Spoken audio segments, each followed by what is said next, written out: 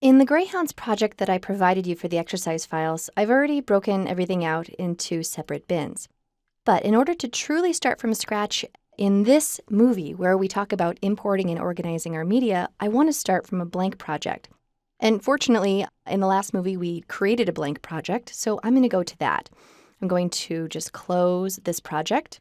And then here's the welcome screen. The Greyhound demo is the empty project that I created in the previous movie, so I'll choose this. If you need to create a new project from scratch, go ahead and just choose New Project. But I'll go ahead and open up Greyhound demo, and here is my empty project. Now, to import my media, I'm going to either right-click and choose Import, or I can just double-click right here in the project pane. Now, I'm going to navigate to the folder that contains my media.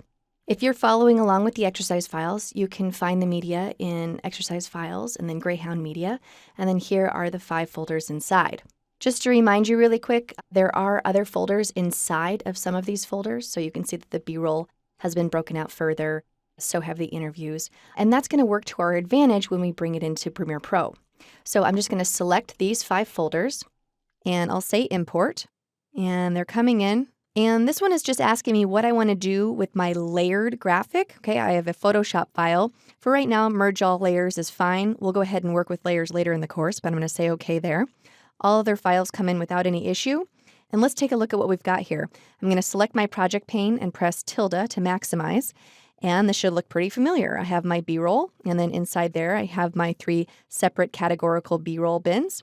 I have my images and then my interviews, also broken out, and so on and so forth. All right, so if you do your organization at the Finder level or at the Explorer level in Windows, it can really work out to your advantage to bring everything in organized inside of Premiere Pro.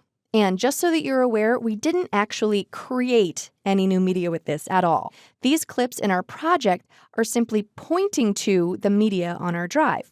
So it's important that you don't move that Greyhound media folder, or the link between these clips and that media will be broken and you'll have to reconnect it.